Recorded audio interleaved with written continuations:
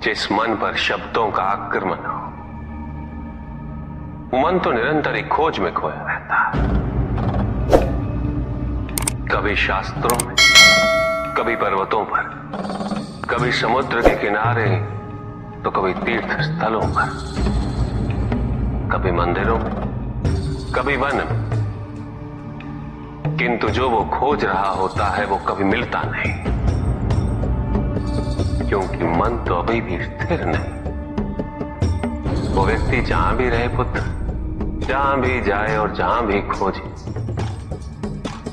तुमने भी सदैव शब्दों पर ध्यान दिया है कार्तिक, भले ही वो मेरे शब्द हो या किसी और की। तुम्हारी प्रतिक्रिया तो उन शब्दों पर ही आती, और जो मन केवल शब्दों को सुनता है वो उसके निहित अर्थ से स्वयं वंचित रह जाता। शब्दों की सत्यता को समझने के लिए, उनकी अनुभूति के लिए मन में शांति के साथ साथ रिक्तता भी अनिवार्य है, शून्यता भी अनिवार्य है। मन में इतना स्थान होना चाहिए पुत्र कि वो शब्दों के परे पहुंचने की यात्रा कर सके।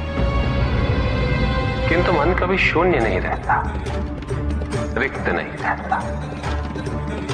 वो सोचता है कि शब्दों का आधिक्य ही ज्ञान अर्जन है, शब्दों से ही ज्ञान है, इसलिए शब्दों का संचय करता रहता है। मन ये नहीं जानता कि परम ज्ञान तो शब्द अतीत है, एक अनुभूति जिसे शब्दों से बांधना असंभव है। शब्दों का अपना मूल्य क्या है कार्तिक? कुछ भी नहीं। जब भी कोई ईश्वर का नाम लेता है तो क्या ईश्वर मात्र एक शब्द में ही सीमित हो जाते? नहीं, यहां शब्द सत्य नहीं, सत्य है वो अनुभूति जो इन शब्दों में विद्यमान है। यदि शब्द ही सत्य होते तो मात्र भोजन कह देने से व्यक्ति की क्षुधा शांत हो जाती। इसीलिए माता शब्दों की नहीं पुत्र, उस अनुभूति की है जो उन शब्दों से संबद्ध है। यदि शब्द नहीं भी होते तो वे ईश्वर अवश्य होते। यदि शब्द नहीं भी होते तो सुख और दुख की अनुभूति अवश्य होती, जल की शीतलता की अनुभूति होती, सूर्य की ऊष्मा और चंद्र की शीतलता की अनुभूति होती, प्रेम की अनुभूति होती। किंतु यदि अनुभूतियां ना हो तो शब्द निरर्थक है। शब्दों से तृप्त हो जाना ज्ञान का अंत है,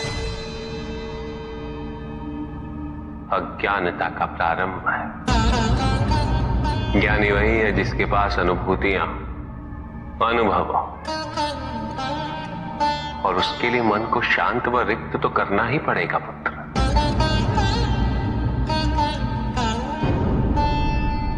युद्ध किसी व्यक्ति से नहीं गणेश, मानसिकता से होता है। युद्ध में संघर्ष अच्छाई या बुराई का नहीं होता, सभी में अच्छाई है और बुराई भी है पुत्र।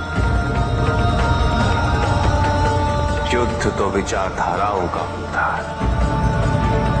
व्यक्ति अपने पराक्रम पर, अपनी क्षमता पर विश्वास कर युद्ध करता है, और जब उस विश्वास को क्षति पहुंचती तो सब कुछ निरर्थक प्रतीत होने लगता है। किंतु आपसे पराजित होकर भी लोहितांग क्यों नहीं समझ रहा? उसे अपनी स्वतंत्र इच्छा का उपयोग कर उचित मार्ग पर चलने का प्रयास करना चाहिए। व्यक्ति अपने को खो दे समझती है, व्यक्ति अपने को समर्पित कर दे, छोड़ दे अहंकार को, तो भ्रम की इच्छा ही पूर्ण होती है, और अभी भी वही फलित हो रही है। ऐसा नहीं है कि हम उससे भिन्न फलित करा लेंगे, लेकिन व्यक्ति भिन्न फलित कराने में लड़ेंगे, टूटेंगे, नष्ट हो। एक नदी में एक बार बाढ़ आ गई पुत्र। दो छोटे से तृण उसमें बह रहे थे और उसमें से एक नदी में तिरछा पड़ गया और वो बाढ़ को रोकने का प्रयास कर रहा था। वो अत्यंत ऊंचे स्वर में कह रहा था कि नदी को आगे नहीं बढ़ने देगा। यद्यपि नदी तो बस बढ़ती ही जा रही थी। वो फिर ऊंचे स्वर में यही कह रहा था कि मैं इसे अवश्य रोकूंगा, यद्यपि रोक नहीं पा रहा था। नदी को तो उसके संघर्ष का कुछ भी पता नहीं चल रहा था, किंतु नदी को उसके होने या ना होने से क्या अंतर। उस कण के लिए तो यह अत्यंत महत्वपूर्ण था। उसका जीवन तो संकट में था। वो तो बस बहे जा रहा था। वो जहां भी पहुंचता, किंतु उससे पहुंचना तो संघर्ष करके ही था। किंतु ये बीच का क्षण, ये बीच का काल दुख, पीड़ा, द्वंद्वता का काल है। वहीं दूसरी ओर जो दूसरा तृण था, उसने अपने को समर्पित कर दिया। वो तो नदी में सीधा पड़ा हुआ था। नदी के प्रवाह के साथ साथ बहता जा रहा था और उसे ऐसा प्रतीत हो रहा था जैसे कि वो नदी को दिशा दे रहा है, उसे प्रवाहित होने में सहायता कर रहा हो। वो तो ये निश्चय कर बैठा था कि नदी को समुद्र तक पहुंचाकर ही रहेगा, किंतु नदी को उसकी उपस्थिति का भी आभास नहीं था। नदी पर उन दोनों के होने या ना होने का कोई प्रभाव नहीं था। नदी तो बस बहे जा रही थी। ब्रह्म की इच्छा को जाना नहीं जा सकता, किंतु ब्रह्म के साथ एक अवश्य हुआ जा सकता, और तब व्यक्ति की अपनी इच्छा तो खो ही जाती है। केवल उसकी इच्छा ही शेष रह जाती है। द्वैतांग को अपनी आगे की यात्रा पूरी करने हेतु अत्यंत महत्वपूर्ण निर्णय अवश्य लेने होंगे। केवल उसके अहंकार को, अपितु उसके आत्मसम्मान को भी क्षति पहुंची। जहां से इस युद्ध का अंत हुआ है, वहीं से लोहितांग के अंतर युद्ध का आरंभ हुआ है। और जो भीतर पराजित होता, उसे हर दिशा में केवल पराजय ही दिखती है।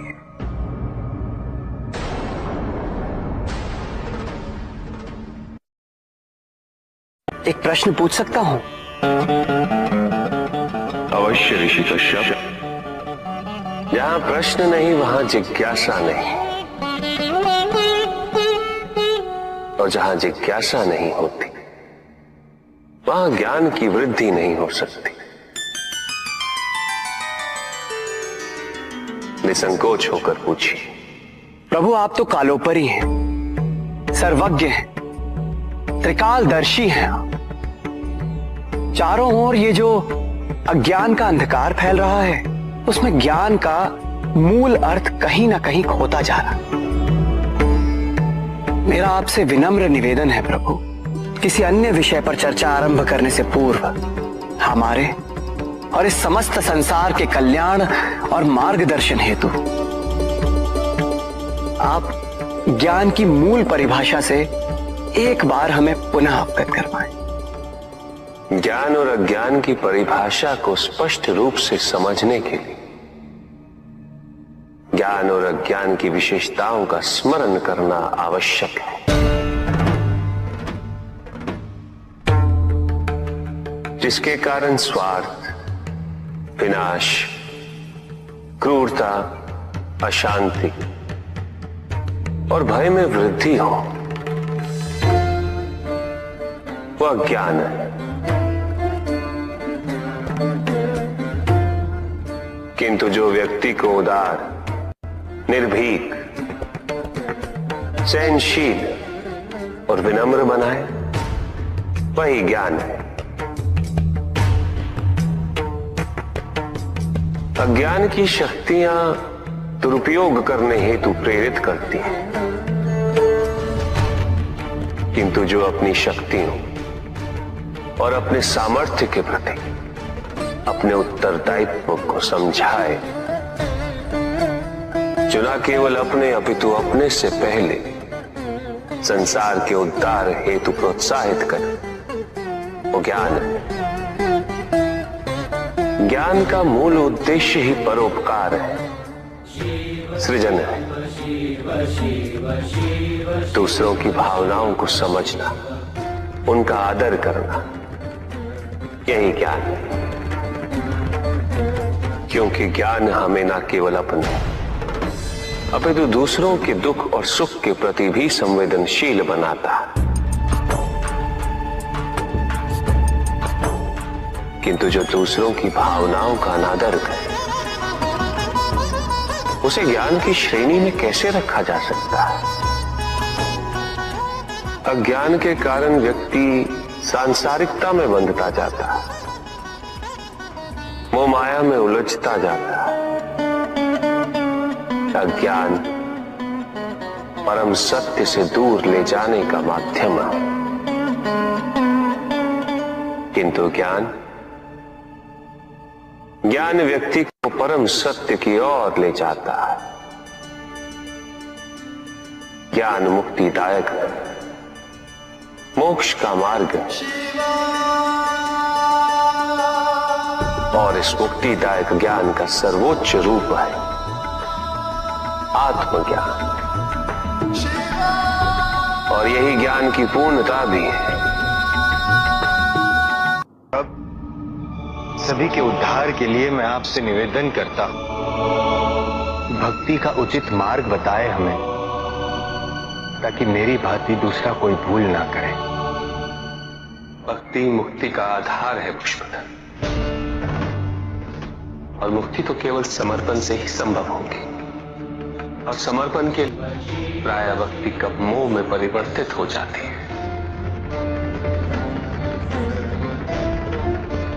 और ऐसे में पथ भ्रमित होना अनिवार्य है।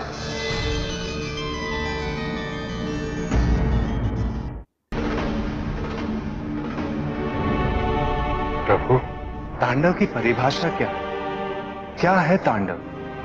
उसे आरंभ करने से पूर्व मन में कैसे भाव होने चाहिए? तांडव नृत्य जगत की 5 क्रियाओं का संकलन है। सृष्टि, स्थिति,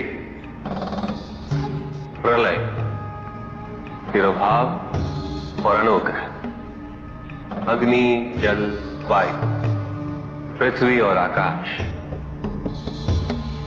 मेरे नृत्याकार शरीर के 5 मुख, इन्हीं 5 भूतों से ब्रह्मांड का निर्माण होता। पृथ्वी से सभी भूतों के शरीर बनते हैं, और उनका पालन जल से होता है, और संपूर्ण भूतों का अंत अग्नि से होता है।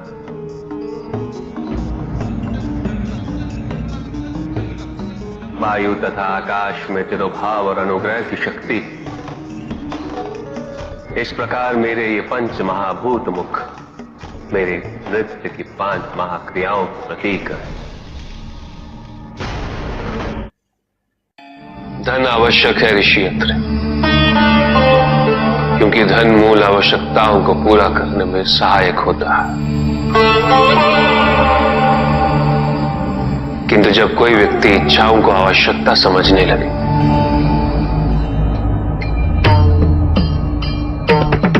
तो धन कितना ही क्यों ना पर्याप्त नहीं होता, क्योंकि इच्छाएं अंतहीन है। इसलिए मनुष्य कभी ना समाप्त होने वाली इच्छाओं की पूर्ति हेतु धन संचय को ही अपने जीवन का लक्ष्य समझ लेता है,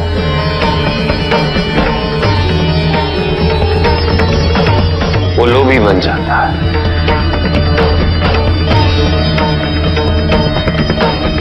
वो भूल जाता है कि उसके जीवन का मुख्य लक्ष्य ईश्वर के समीप आना है।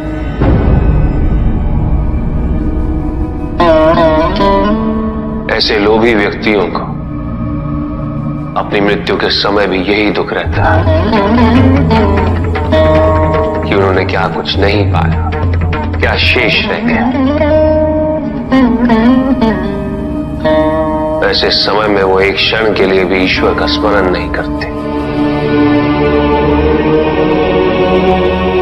अपने जीवन की निरर्थकता और व्यर्थता का बोध नहीं होता। बिल्कुल चाहिए, धन चाहे कितना भी हो ऋषियत्र, मूल आवश्यकताएं तो केवल उतनी ही। तन ढकने के लिए वस्त्र, पेट भरने के लिए आहार और शरण के लिए भवन। इन आवश्यकताओं के पूर्ण होने के पश्चात जो भी है वो इच्छा है। धनी व्यक्ति के पास जो भी अतिरिक्त धन होता है वो उसे दान करना चाहिए, उनके उद्धार के लिए जो अपनी मूल आवश्यकताओं को पूरा नहीं कर सकते।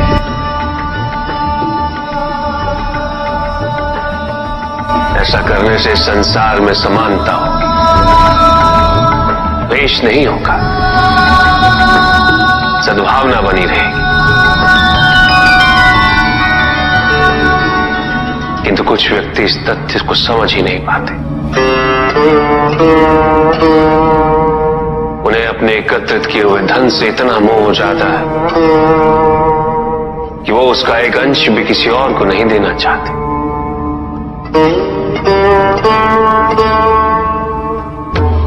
ऐसे व्यक्तियों की सूची में सर्वप्रथम स्थान कुबेर का है।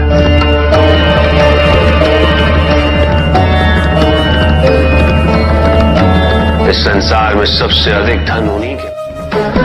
शक्तिशाली बनना अत्यंत कठिन है, किंतु उससे भी कठिन होता है शक्तिशाली बने रहना। और इसके लिए आवश्यक है कि हम शक्तियों से प्राप्त हुए उत्तरदायित्व का सम्मान करें।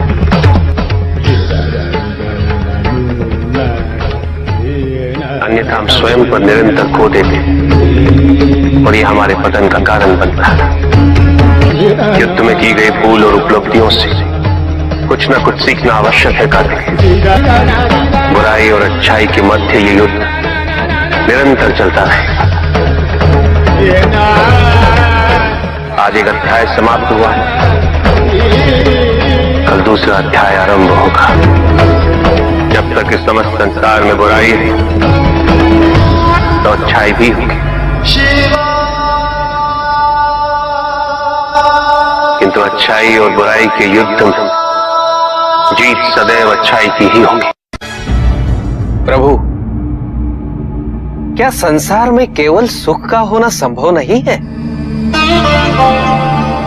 प्रत्येक आत्मा का लक्ष्य केवल सुख की प्राप्ति ही तो है।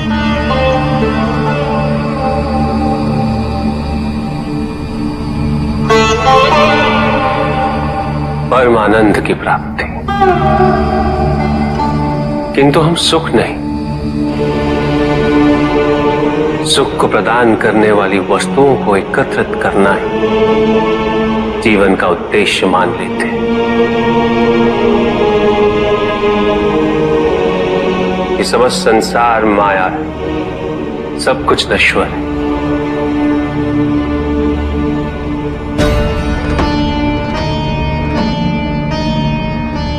जिन वस्तुओं को हम सुख का स्रोत समझकर एकत्रित कर रहे हैं वो सदैव नहीं रहेंगे। जो व्यक्ति सत्य को जानते हुए भी लोभ का परित्याग नहीं करते वो सदैव इन्हें खोने के भय में जीते।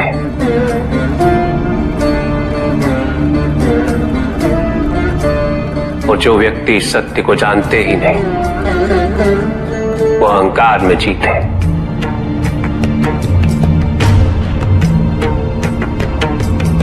और जहां अहंकार और भय उपस्थित हो, वहां सुख कैसे रह सकता?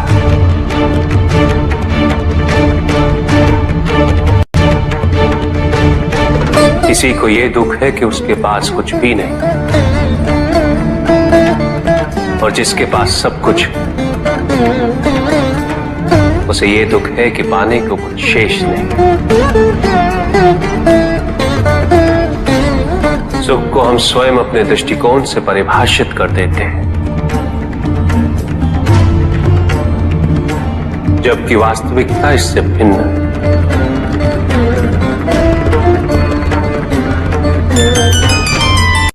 इसलिए आवश्यकता है अनासक्त रहने की। किंतु प्रभु, क्या आसक्ति स्वाभाविक नहीं है?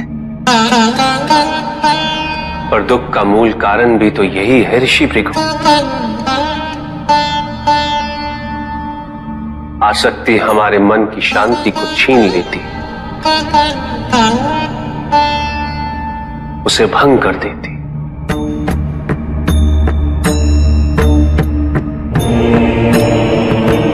हमारी बुद्धि को स्थिर नहीं रहने देती, उसे चंचल बना देती।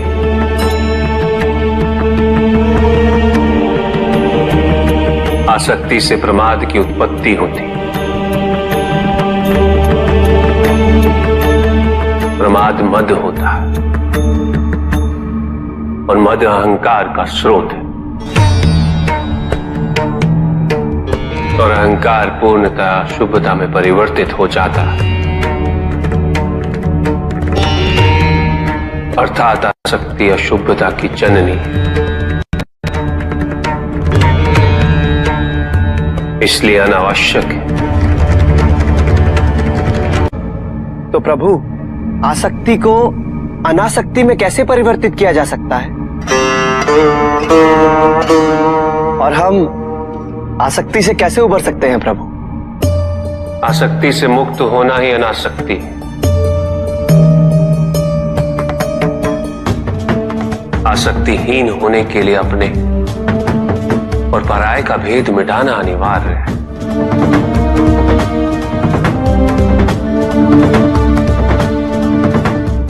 और यह तभी संभव होगा जब हम सुख की खोज बाहर नहीं, अपने भीतर करें। जब हम यथार्थ को पहचानें, उसे स्वीकार करें।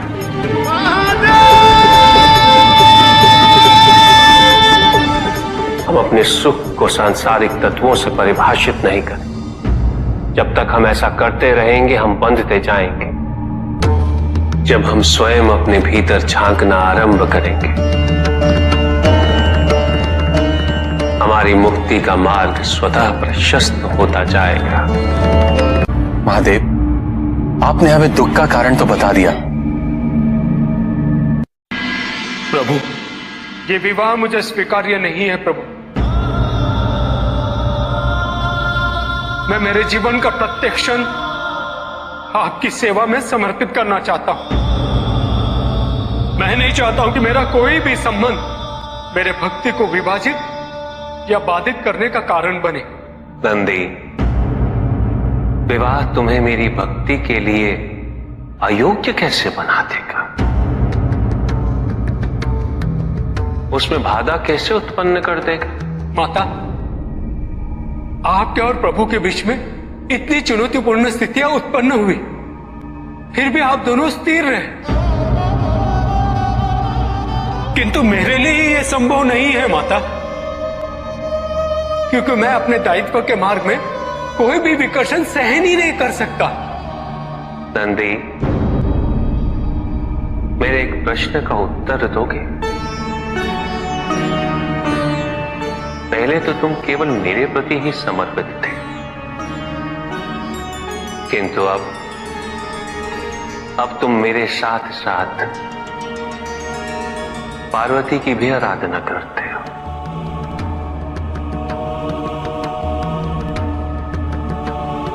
क्यों? प्रभु,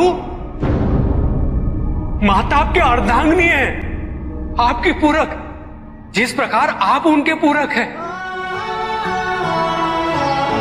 आप माता के कारण आनंदित रहते हैं, उनकी उपस्थिति आपको प्रसन्नता देती है। अन्यथा आपको इतना हर्षित उनसे पहले मैंने कभी नहीं देखा है। फिर कुमार कार्तिकेय का जन्म, अशोक सुंदरी का जन्म, और फिर हमारे गणेश का जन्म। प्रभु, इस प्रकार मैंने कैलाश को पूर्ण होते हुए देखा है, और यह सब माता के कारण ही हुआ है। प्रभु, जिस कैलाश में आप वास करते थे उसे माता ने निवास बना दिया, इस कैलाश को संपूर्ण कर दिया।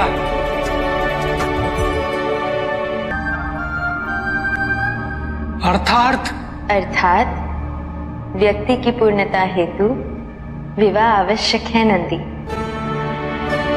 जैसे स्वामी और हम एक दूसरे के पूरक हैं,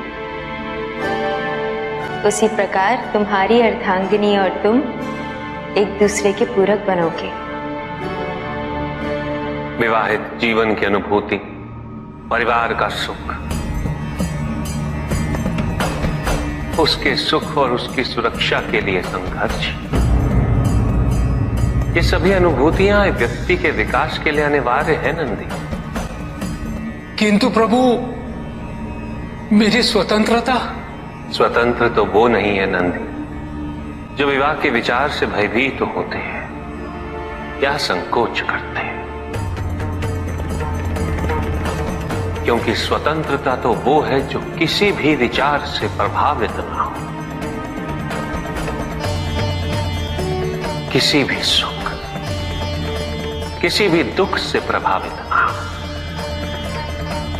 और जो व्यक्ति इतना तटस्थ हो, जागरूक हो, उसकी स्वतंत्रता को तो विवाह से भी प्रभावित नहीं होना चाहिए। और फिर क्या गणेश, कार्तिकेय और अशोक सुंदर, ये सभी विवाह उपरांत परिवर्तित हो गए? क्या उनका विवाहित होना उनकी भक्ति और उनके समर्पण में बाधा बन गया नंदी? उनकी स्वतंत्रता में बाधा बन गया? क्या अपने माता पिता के प्रति उनका प्रेम और उनका सेवा भाव घट गया नंदी?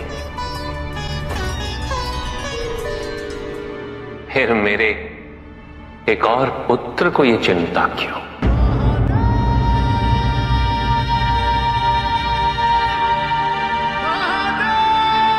ये भय क्यों नंदी?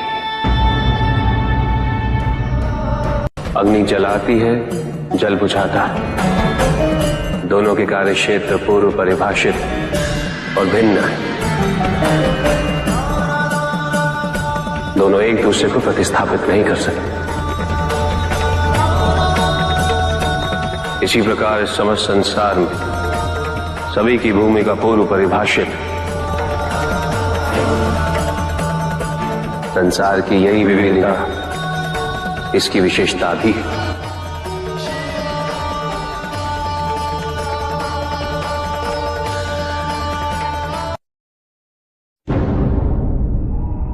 सृष्टि के निर्माण उपरांत एक बार नारायण ने तप के लिए महादेव से उत्तम स्थान के निर्देश की याचना की। महादेव ने अपनी प्रेरणा से समस्त तेज संपन्न अत्यंत शोभायमान पंचकोशी नगरी का निर्माण किया।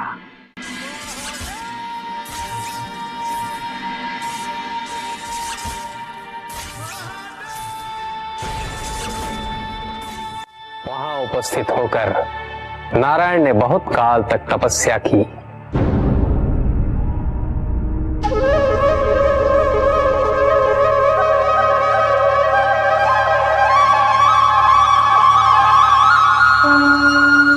नारायण की तपस्या के अनंतर ही उस क्षेत्र में महादेव की कृपा से अनेक नदी नद सरिताएं उत्पन्न हुई।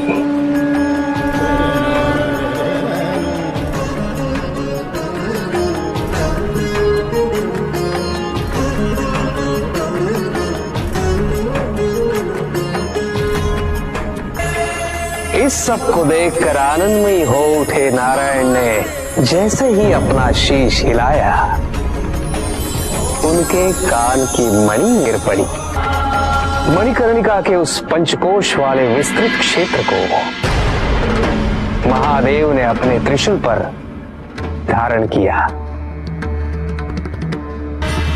महादेव ने अपनी शक्ति से उस पंचकोशी तीर्थ को सभी 14 लोकों से पृथक रखा और आगे इन सब से अलग उसको मृत्युलोक में स्थापित किया। नारायण की यह मणिकर्णिका हमारे द्वारा निर्मित इस विश्व में स्थान पाए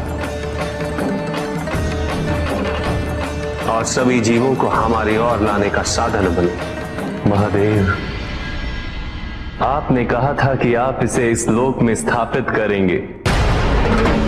अब समय आ गया है। महादेव की कृपा से उस मणिकर्णिका का विस्तार पंचकोश तक हो गया। ये मणिकर्णिका पंचकोश की काशी बनकर इस पृथ्वी पर सदैव रहेगी। यह अविनाशी है, चिरकाल तक। सृष्टि के अंत के पश्चात भी इसका अंत नहीं होगा। ये भूमि मुझे सदैव प्रिय रहेगी। यहां तप करके स्वयं नारायण तीनों लोकों को प्रकाशित किया, इसीलिए ये मुझे अत्यंत प्रिय है। मैं इसे कभी भी नष्ट और विनष्ट नहीं होने दूंगा। ब्रह्मदेव, जब संसार के आवर्तन के पश्चात प्रलय आएगा, मैं इस काशी को पुनः अपने त्रिशूल पर धारण करूंगा और नवीन संसार में पुनः स्थापित करूंगा। और यहां मेरा अस्तित्व सदैव रहेगा।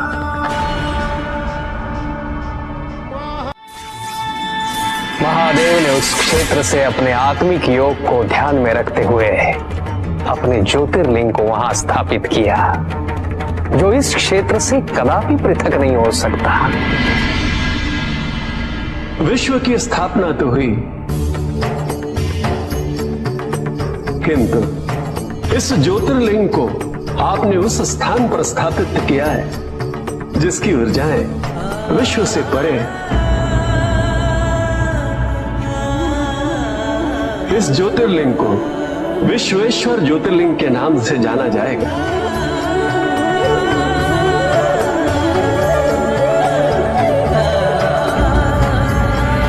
महादेव उस काशी को अपने त्रिशूल पर प्रलय और अनिष्ट की स्थिति में धारण कर उसका संरक्षण करते रहते हैं। इसीलिए ये क्षेत्र सभी लोगों से न्यारा है। नारायण की मणि गिरते ही उस स्थान का नाम मणिकर्णिका तीर्थ पड़ गया।